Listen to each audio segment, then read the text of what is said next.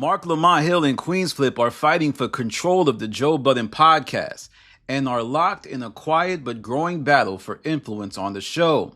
On the surface, things seem peaceful, but underneath it's a tug of war that is playing out on the show.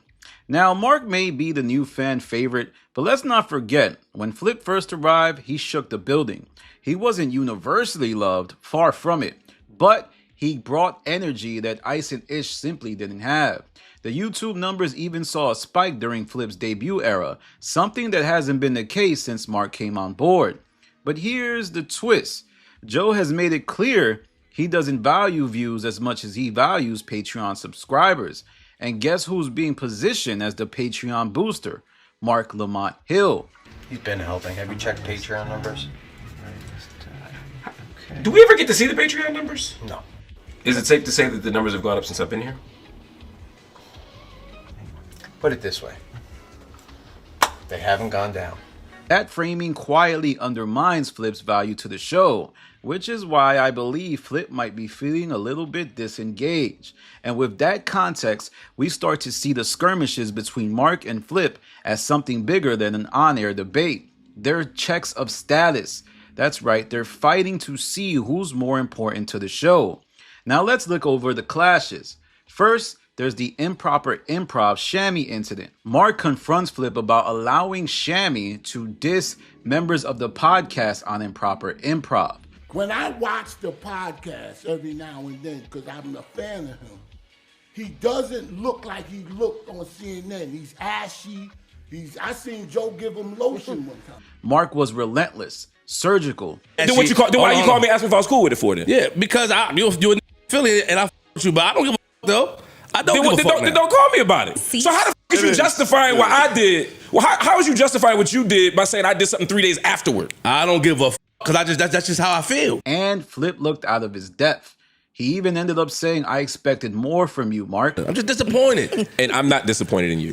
You are, and I took. I'm not disappointed in you. Well, I'm disappointed in you. I took the video down though. Right, I have no ego and pride, and nobody can coerce me into feeling the way about somebody. I respect that, and I just want you to know I'm not disappointed at all. Which really read more like a retreat and a folding, a declaration of a white flag. Then there was the gender norms debate. Flip brought his usual old school perspective, kind of a conservative belief that men should be men, boys should be boys, women should be women, and girls should be girls. Marc responded with a progressive point and clean execution. Flip couldn't land his argument, and Marc went for the kill. Before you to say yes. Yes. Okay. No, you won't. Do I do what? See, I want to play with you. So you do like that. I don't want you to play with me. No. Stop touching me. Hold on. Go ahead and play with words with you, and you do that a lot to be disrespectful. I'm not being disrespectful. No, you don't want to be disrespectful. In this back and forth, Marc made Flip look dumb. I can tell when the rest of the cast laughed at Flip, he felt exposed. It was kind of interesting and was something that I don't think Flip has forgotten. After that, Flip would confront Marc for his allegiance with haters. He took offense to Marc's interactions with known critics of the show, but again, Marc maneuvered smoothly, leaving Flip kind of in his dust like Tyronn Lue in the finals against Allen Iverson. Overall, it just, Flip doesn't have the tools in his arsenal to disarm Marc, but he keeps trying, and you got to give him credit for that. Another on-air exchange where I think Flip kind of got a little bit of points on the board was when he brought up Marc's Puerto Rican wife. In a surprising move, Flip tried to question Marc's marriage, subtly suggesting it clashed with his pro-black positioning. Is your wife black and Spanish, or she's fully Spanish? She's a black Puerto Rican. A black Puerto Rican. Cool. When I watch you, aren't you teaching your son to speak Spanish? Isn't that your thing? Yeah. That don't take away from your contributions or how you feel about black women or. But she is a black woman. Yeah. Okay. I see what you're saying. Yeah. I got it. Okay. Yeah. So that's not a good example. But what I'm saying is that there's some people out there. Marc, ever the scholar, dodged the blow with his poise, but this time, Flip's narrative found a home in the corners of the Joe Budden podcast fan base, particularly around Marc teaching his child Spanish. Flip may have lost the exchange, but he planted the seeds. I do think after that debate, a lot of people were in agreement with Marc about, his wife's blackness, but there was a lot of people who felt like Flip was really waking it up. And I was surprised to see Flip go there because he's usually someone who doesn't like bringing up kids or parents and children. But even though he pays lip service to that point on the show, he said, yo, I don't want to bring up your kid. He still brought up his kid, his wife, and it just showed me that Flip was really trying to go for the kill. Now, let's be clear. Marc is undefeated in these debates, but Flip isn't afraid. He keeps stepping into the ring loss after loss because to him, this isn't just banter. It's a fight for relevance. Unlike Ish, who was thoroughly exposed, Flip will go back into the ring. He's the type of guy that if he was a boxer, he would be 1-15, but he would just love to fight, even if he looks crazy. And though Marc is making him look crazy, he is stepping in, being a glutton for punishment, unlike Ish, who now seems like a more timid version of himself, though I could argue that he is trying a little bit more himself. But that's another video. I'll talk about Ish another day. Meanwhile, Marc's intellectual has its own edge. He doesn't just want to be right. He wants to win. His broadcast resume is full of conservative beatdowns. Christopher, what do you like about being white? What would you say? I don't know. Again, it's such an amorphous term. It's like a census term or a But can you do me a favor? Indulge me. Indulge me for one, particularly if you're saying whiteness is a thing that is being constructed as negative and shouldn't be. Name something positive that you like about being white. Though he says it against conservatives, rightfully so. Some of these conservatives are morons. And, in that clip that I just played, he says, or he questions one of the conservatives, hey, why do you like to be white? It's cool, it's awesome, and it's an awesome clip. But that arrogance that he brings to those folks, he also brings back to the Joe Budden podcast. You think Michael Jordan, when he plays basketball, he's able to shut off his competitive nature? Yes, he's around people who I think he would consider friends, but he still wants to embarrass them. And that is why you are seeing him bring that same smoke to the Joe Budden podcast.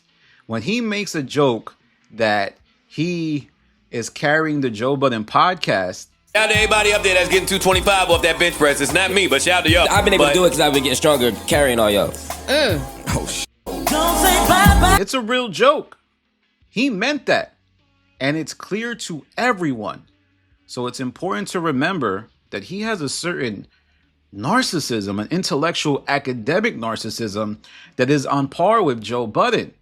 So while he claims that the jokes are keeping him up at night, did you really lose sleep over that joke you made about carrying the pod? Was that real? I did. Sincerely, I did. If you could have been in the room at that moment, the way it landed, I felt like I may have offended people or hurt someone. Not hurt someone's feelings. That's not right. But I thought I may have. I was kidding, but I could see how somebody would think I wasn't. And in the room in that moment, I felt like I was like, sometimes you just hit a joke and you think you went. I just felt like maybe I went too far. So you kind of because they don't know my sense of humor. People don't fully know my sense of humor. I think people are just starting to get me a little bit. They started off thinking I was super not super serious, and they realize I'm kind of silly, and then they realize I'm kind of. And it's kind of there's like the different phases, you know what I mean? And it's like, but it's all love and it's all sincere. And so I didn't know in that moment how people felt about it, and I didn't say anything about it. And then we did a Patreon after that, and everything was cool. Everybody, it was all love, but it was still on my mind. And I think I may have left early that day for like a scheduling thing. I can't remember, but I know the next morning Ian texted me and made a joke about it or mentioned it, and I was like, and he thought it was funny. He wasn't like, you get him. And no, it was more like, it was like, yo, good. I mean, we text each other all the time about funny things. I text every cast member like when on the rewatch, like, yo, that was funny. Like it was on my mind when I went to bed, and then I woke up at like 2 or 3 in the morning. I was thinking about it for a while. I was like, should I send a group text like, yo, y'all, I hope that joke didn't go too far. My bad. But then I was like, I didn't want to draw attention to it if it wasn't that. I didn't want to make a bigger thing out of it. So I said, let me just let it sit. Then I said, well, I could pull people aside or say it off camera. But then I was like, if you say something on camera, I think it's corny to. Why does he keep making the same joke? It just doesn't make sense to me. It raises the question, is Marc being genuine or is he playing chess?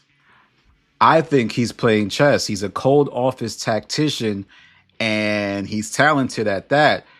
which is making the rest of the podcast seem like they aren't prepared to be on the biggest platform that isn't the Breakfast Club in hip hop media. One thing's for sure though, Flip is slowly losing the war, just like Ish faded a bit when Flip arrived. Flip might be next in line to kind of feel the shift of how he's being marginalized. Flip simply doesn't matter like he used to. It's a good thing for the Joe Budden podcast, but it's a bad thing for him, as over the last few years, he's gone in and out. Remember, he used to say that Flip the Network was very important, but his channel, I don't know what it is. I don't know if he's building out a network or just doing a bunch of shows about himself. Likely, he is putting his eggs in the Joe Budden podcast. I really think he needs that show. Yes, he is a creator absent of Joe. Yes, he has the same type of subscribers, but if you look at the retention, the clicks, Joe Budden is the far more searched name.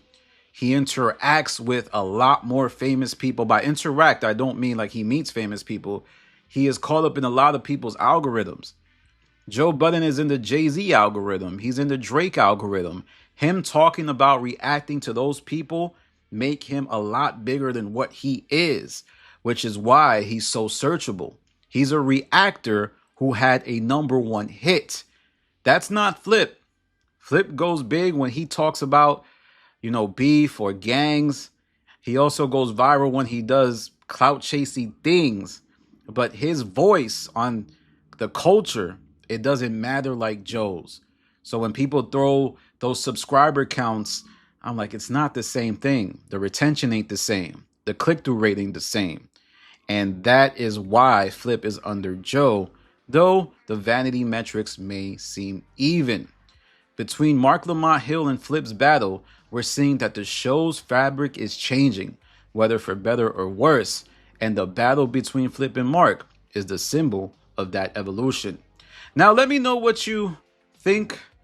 I really feel like this is a crucial get down, a crucial conversation that we need to have. It's interesting, it's fascinating, it's dynamic, and sometimes I think the dynamics between the co-hosts are deeper than the conversations that are being had on air. Many say that I follow the Joe Budden podcast. Yes, I do, but I also follow Ish, I follow Ice, I follow Parks, I follow Mark. What's going on between them? It's like if I was doing a Saturday Night Live reaction channel.